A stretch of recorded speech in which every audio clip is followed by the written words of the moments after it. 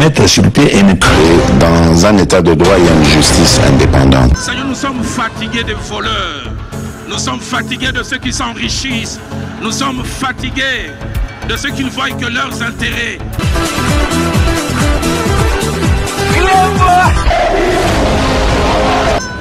Je m'engage à user de tout ce qui est en mon pouvoir pour que les erreurs du passé ne se reproduisent plus et pour que les actions nécessaires à l'avancement de notre pays soient promptement prises.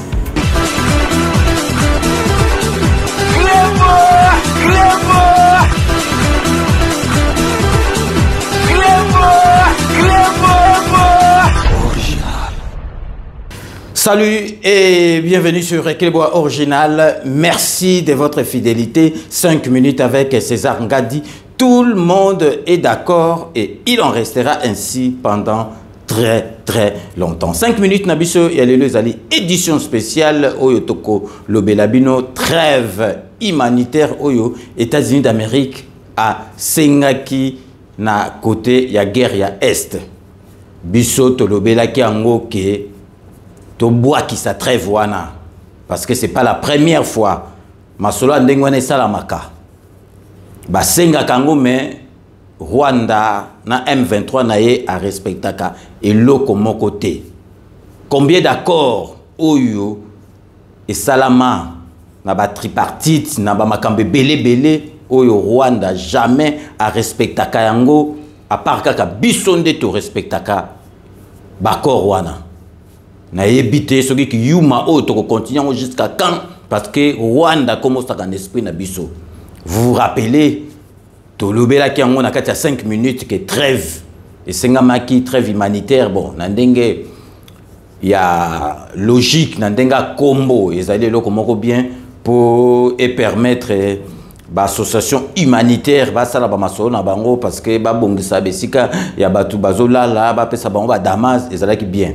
Mais eloko oyo pesi biso pasi na mawana motema trêve wana oyo esengama kesila ki vendredi ezali kaka RDC FARDC na biso mutu ba respecter ango. Rwanda est respecté ata eloko moko te. Eloko ezo sala biso pasi parce que c'est pas la première fois. Tout de suite au timbela ki toloba ki en 5 minutes que trêve humanitaire wana to bois ki sa yango. Mais comme biso toza vraiment tozali kolanda bakor tozali kolanda neti makamunyo surtout communauté européenne et lobaka ba américain ba lobaka or que bato wana nyosu baza ba fitiol donc o yuti ko salema tokolakisa bino na ba image et l'équipe na RTNC ba tuni bato baza kuna na est o bazo vivre guerre wana en live ba yebisi biso ke eloko moko esalamite na côté ya Rwanda M23 ba respecter té. Donc système na bango ezalaka ou bien cesser les faits moko salami ou bien trêve allez bango siko ton biso tozaki diba bango siko ba se positionner ou bien ba koti ba koto il fallait pas ba kota. Donc il fallait to bois qui ça trêve wana. To tiki bino bolanda na ba image botala bino moko pasi na mawana motema Rwanda oyo to yebite vraiment et loko ni to sa na Rwanda. Yawana lobaki que président à part guerre Kagame sobo se croiser na ifaza ba boliti penza donc na ba côte penza pointe na western na kota ba côte wana hyperkit wana penza oyo bando sa na box wana etika penza donc etika penza histoire na kati ya mokili que président moko botaki collègue nae donc bolanda bino moko oyo lobami par rapport à trêve humanitaire oyo États-Unis d'Amérique à Sengaki. Donc restez connectés sur Ekleboa Original. On revient tout de suite. Je l'ai dit au sommaire, plusieurs voix s'élèvent concernant la deuxième trêve humanitaire proposée par les USA. La société civile du Nord Kivu demande au gouvernement congolais de réorganiser les forces loyalistes pour l'ennemi. Elle invite également le gouvernement à ouvrir l'œil et le bon concernant cette deuxième trêve. Un reportage de nos confrères de la province du Nord Kivu rendu par Ricardo Bambika. Les États-Unis d'Amérique ont sollicité et obtenu une trêve humanitaire de 15 jours dont la situation dans l'est de la RDC. Cette trêve est une nouvelle opportunité pour la paix, précise Washington dans ses communiqués. La première trêve décrétée en début du mois de juillet prendra fin demain vendredi 19 juillet à minuit. Alors que sur terrain, cette trêve n'a été respectée que par la partie congolaise. Pour nous, c'est dire que la trêve, telle qu'elle se définit, elle est conçue comme une cessation temporaire de la guerre. Et ce synonyme s'appelle cessez-le-feu. À notre niveau, c'est dire que les FARDC sont dans un cessez-le-feu depuis le pourparlers à l'EAC. Alors, si on nous dit aujourd'hui, il y a maintenant trêve humanitaire pour nous les Congolais, on se pose la question, à quoi sert cette trêve-là? Nous, on ne trouve pas l'importance. Aujourd'hui, la demande criante du peuple congolais reste celle de demander au gouvernement rwandais de retirer ses militaires sur le sol congolais. C'est ça la vraie trêve que le peuple congolais est en train de demander. Le Rwanda a, comme dans ses habitudes, sapé les efforts de paix via ces supplétifs du M23 initiés par Washington. La deuxième est là. Ses voisins belliqueux qu'est le Rwanda, va-t-il respecter cette fois cette trêve voulue par les États-Unis d'Amérique? D'où la réaction de la société civile de la province du Nord Kivu, meurtrie depuis plus de 3 décennies déjà. Si le Rwanda s'entêtait, les États-Unis pouvaient prendre l'initiative de sanctions économiques ou même politiques contre le Rwanda. C'est ça le vrai remède à la crise qui secoue aujourd'hui l'Est de la République démocratique du Congo. Nous distraire avec des questions de trêve, c'est dire aux Congolais, rester encore pendant des semaines dans cette vie de déplacés internes. C'est dire, ces 2 semaines, rester en train de mourir toujours avec la fin d'avocats de déplacés. Donc, pour nous, c'est une solution hypocrite et cosmétique devant le vrai problème qui dure plus de 30 ans aujourd'hui. Bino Boito Landa ezali pasina mawana motema. Bino moko bolandi, les images ont parlé d'elles-mêmes. Tozakuta makamba lobate. Boule nin penza biso to bulaki donc ba koro et salama na ba réunion et salama belé na bangola na bamboke belé na ba Congo Brazzaville à respecter ba koro wana te. Bon trêve kako humanitaire bokansa ki penza Rwanda penza ko respecter ngo. Donc vraiment totika ko bima ki yumo eleki décret. Rwanda ko bini la biso na zolo te. Donc la prochaine fois que tu m'as soulevé, trêve wana kutu bondi mayangote parce que biso tolobela qui on a 5 minutes boyebi que biso tolobaka vérité na bato musuba lobaka César Ngadi Tchale lo nakanisi donc balobaka ka n'importe quoi tolobela qui ango que biso tondi ma trêve humanitaire oté parce que Rwanda ça ba genaye donc parce que Union européenne ba américain baza ba fitiol baza sima ya Rwanda. Tangwa Monique Bisso donc toujours menacé Rwanda toujours côté ba Tchouki donc ba kaka prétexte moko donc pour Rwanda gagner sur souterrain donc binomoko boyoki qui zali vraiment passi na mawa na motema donc vraiment avant tout ce qui ça émission na biso lelo donc tozali ko la kisabino opportunité moko parce que donc ngana zana kisasa bato bazana mbinza baebi souvenir ngadi donc ils a villa familiale donc ndako a Gaillard oyo na côté barré na côté à cité des anciens combattants avant église catholique il y a Saint-Christophe boyebi ndako wana donc muto avana na mbinza avana na côté bozone na côté ba quartier bobuliko ndako wana ekokiko bunga na mitu ya batute ba koma souvenir ngadi donc ils ali en vente parce que boebika ke ezanda kwa famille donc to décider bisonyo surtout ba papier ezali déjà donc so ka mutaye mbala moko juja parce que to si to salaki ba papier nyo surtout donc et décidamment que bisonyo surtout na famille to décider que il faut to liquider ngo to teka yango donc to la kisabino on a ba image ezali ndako ya munene 60 mètres sur 40. Donc, prix ezali $800,000 américains à discuter. Bo landa image oyo po botala ndako wana ndenge ezali na batu oyo bayebite. Donc, restez connectés sur Clébois Original. On revient tout de suite.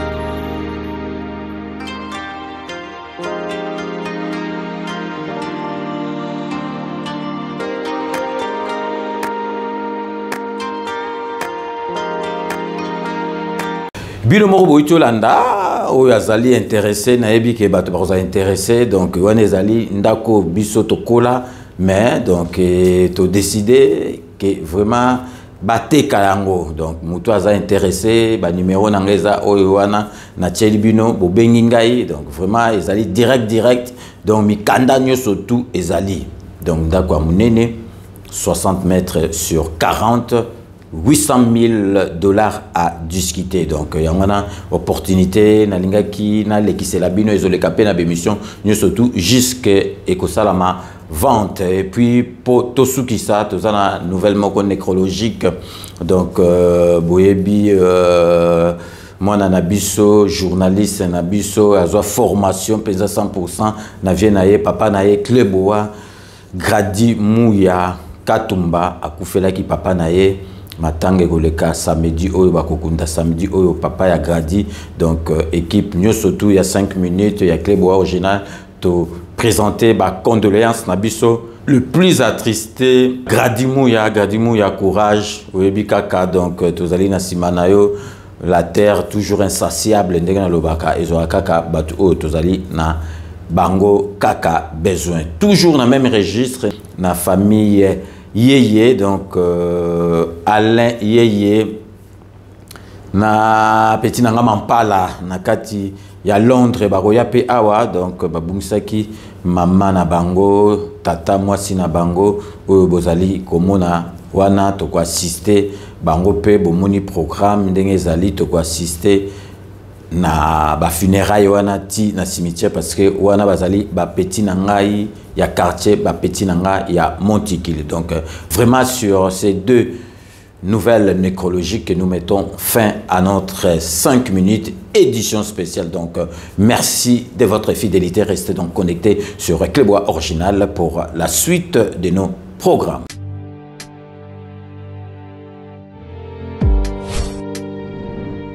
Avec Kodiasimo, voici encore une opportunité de devenir propriétaire à Kinshasa avec un apport à partir de $5 000. Des nouvelles parcelles en vente, des constructions déjà en cours, à Ntsele au bord du fleuve, Daipen, à quelques mètres du mausolée d'Étienne Tshisekedi, quartier Poulmanebo, à Safari Beach et bien d'autres encore.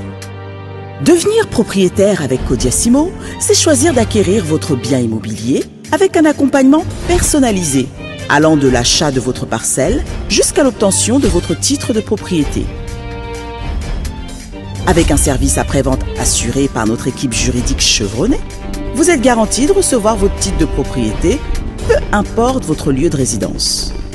Avec Kodiasimo, vous avez la garantie d'un service clé en main. Kodiasimo, la meilleure adresse pour construire la vôtre.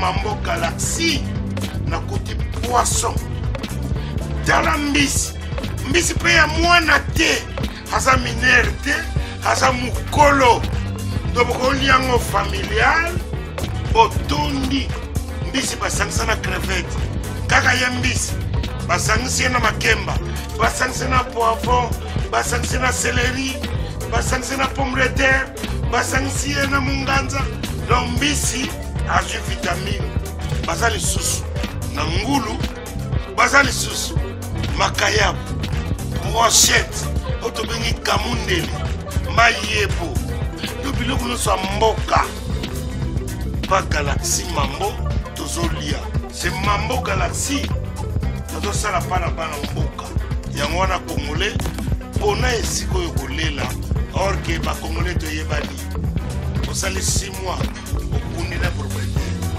tie mosakana liso mais Galaxy mambo 8 ans quel restaurant eza mosika te Au numéro 137, rue André Carman, à Aubervilliers, composez vite les 07 53 28 89 07. Galaxy Mambo, c'est du wow.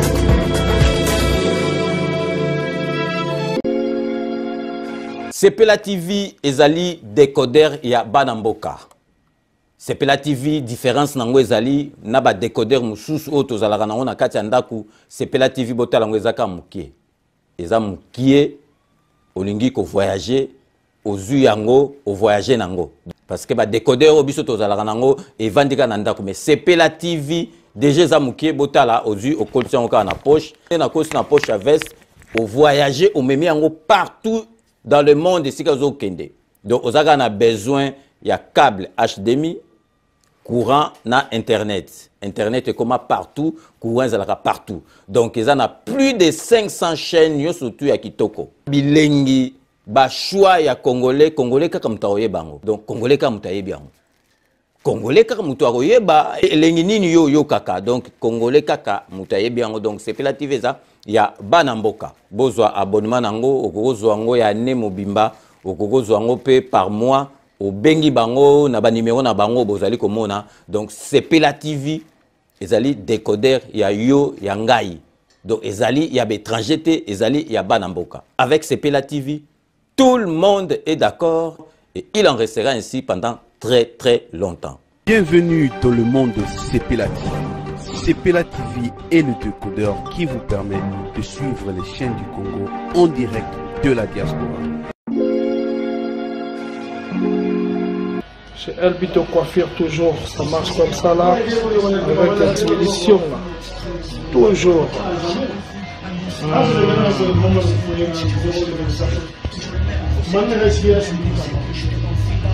Salon number one, chez Elbito Coiffure. Il coiffe avec sourire, il coiffe avec noblesse.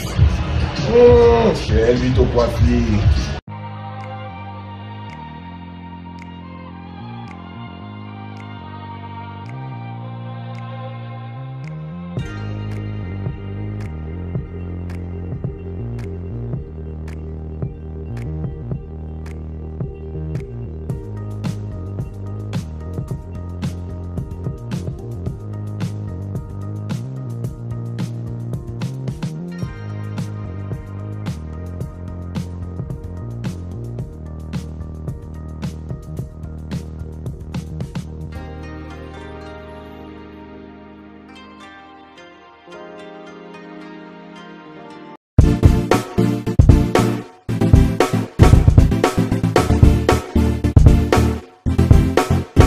On doit mettre sur pied et dans un état de droit et une justice indépendante. Seigneur, nous sommes fatigués des voleurs.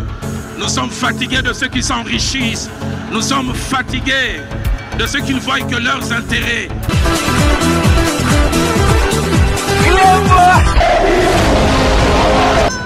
Je m'engage à user de tout ce qui est en mon pouvoir pour que les erreurs du passé ne se reproduisent plus et pour que les actions nécessaires à l'avancement de notre pays soient promptement prises.